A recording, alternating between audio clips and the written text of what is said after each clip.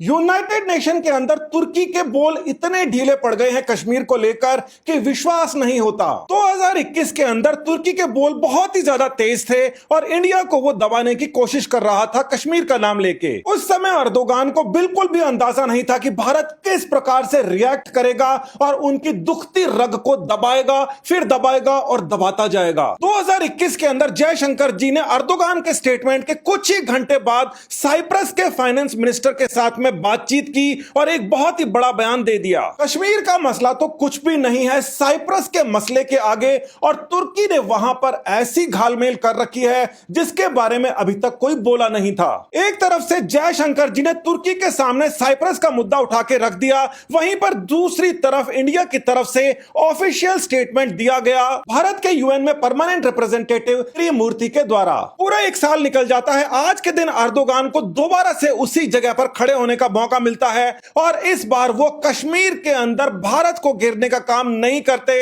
इनके सुर पूरी तरीके से बदल जाते हैं। इस समय हर जगह न्यूज लिखी जा रही है ठीक इसी बारे में, क्योंकि अभी अभी उन्होंने स्टेटमेंट दिया है और ट्विटर के ऊपर भी इसका माहौल बन गया। अचानक से कश्मीर का मुद्दा तो नहीं छोड़ सकते थे, इसलिए बहुत ही दबे शब्दों के अंदर धीरे से बोला कि हाँ, हम ये चाहते हैं कश्मीर का कोई पीसफुल और परमानेंट सिचुएशन निकल आए। पिछले एक साल के अंदर तुर्की की करेंसी भारत के सामने बिल्कुल ढेर हो गई है, मगर इस कहानी के अंदर और भी बड़े पेच हैं जहां से तुर्की के ऊपर दबाव आया। 7 सितंबर की बात है, तुर्की की तरफ से स्टेटमेंट आता है कि भारत को हम अपने बैरक्तार ड्रोन नहीं बेचने वाले, हम इसको केवल पाकिस्तान और यूक्रेन जैसी ब्रदरली नेशंस को ही बेचने वाले हैं। भारत के अंदर बैठे सभी ये लोग सोचने लग गए कि हमने तुर्की से इन प्रकार के खटारा ड्रोन्स को मांगा ही नहीं, तो आखिर ये हमें मना क्यों कर रहे हैं देने से।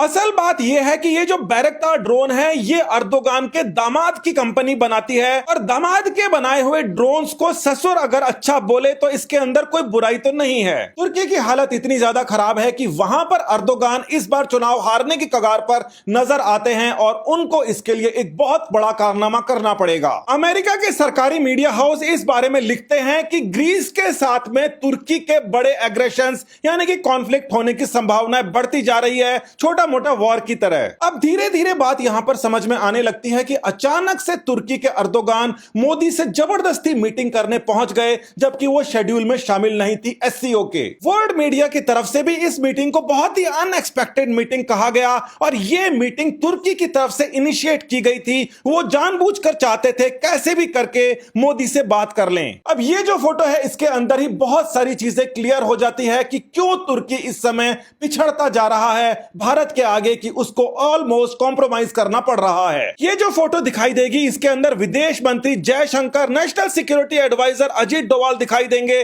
तुर्की के अंदर मगर मामला ऐसा है कि हर कुछ अपने आप को अर्दोगान समझते हैं, और जहां पर एक तरफ 8 साल के अंदर भारत की हर एक पॉलिसी पॉजिटिव जा रही है, अर्दोगान की हर एक पॉलिसी उनके देश को बेड़ा गर्क की तरफ लेके जा रही है। थोड़ा समय पीछे चलते हैं और यहां पर एक बड़ी खबर नजर आती है ग्रीक सिटी टाइम्स के अंदर कि प्रधानमंत्री मोदी ने ग्रीस को धन्यवाद दिया है राफेल जेट्स के स्टॉपेज के लिए। ग्रीस एक ऐसी कंट्री है जो भारत के साथ बहुत अच्छे रिश्ते चाहता है। हालांकि हमारा व्यापार ज्यादा नहीं है, मगर उनकी तरफ से काफी इनिशिएशन होते रहते हैं। भारत की आजादी के अमृत महोत्सव पर ग्रीस की तरफ से वंदे मातरम सॉन्ग भी गाया गया था, जिसे मन की बात में सुनाया भी गया। अब मैं आपको कुछ सुनाने जा रहा हूँ।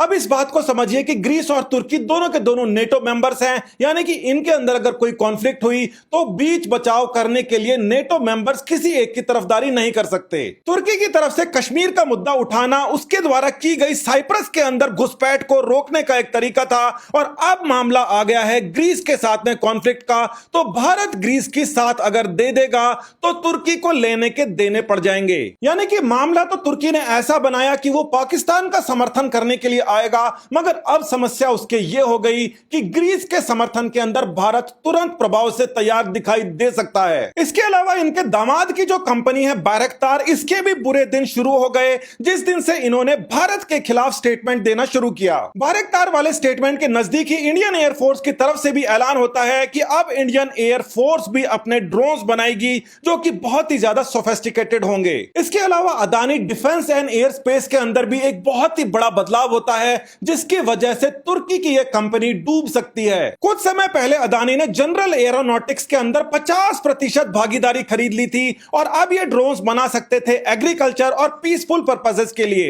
मगर तुर्की वाली स्टेटमेंट आने के बाद में इनकी वेबसाइट के ऊपर इस प्रकार के मिलिट्री ग्रेड ड्रोन्स के बारे में इंफॉर्मेशन प्रकट होनी शुरू हो गई। ये मान लीजिए कि भारत की जो देशभक्त कंपनियां हैं, अगर वो और ज्यादा उन्नत सस्ते ड्रोन्स बना के बेचेंगी तो उनके खटाराओं को कौन लेगा। अर्दोगान के लिए इस समय बहुत ही बड़ी समस्या हो गई। इलेक्शंस आने वाले हैं, इनको हार का खतरा सता रहा है। ग्रीस के ऊपर कॉन्फ्लिक्ट की शुरुआत करते हैं तो इंडिया इनकी हजामत कर सकता है, और दूसरा ये ड्रोन वाला मामला, गलती से इन्होंने क्या छेड़ा। इतनी सारी प्रॉब्लम्स एक साथ में आ गई है। सामने पावरफुल लीडर बैठा है, चुपचाप उनके साथ में मीटिंग करो, कॉम्प्रोमाइज करो और कश्मीर को भूल जाओ। अर्दोगान ने यही किया। हो सकता है कि अगले साल इनको दोबारा यहां पर आकर बोलने का मौका नहीं मिले, क्योंकि चुनाव के अंदर इनकी हालत टाइट है। मगर जाते जाते ये बता गए हैं कि इंडिया की जो पावर है वो अब स्ट्रांग, सुपर स्ट्रांग होती जा रही है, और यूनाइटेड नेशन के अंदर उनके जो बदले हुए सुर हैं ये इस बात का सबूत हैं। नमस्कार, धन्यवाद, जय हिंद।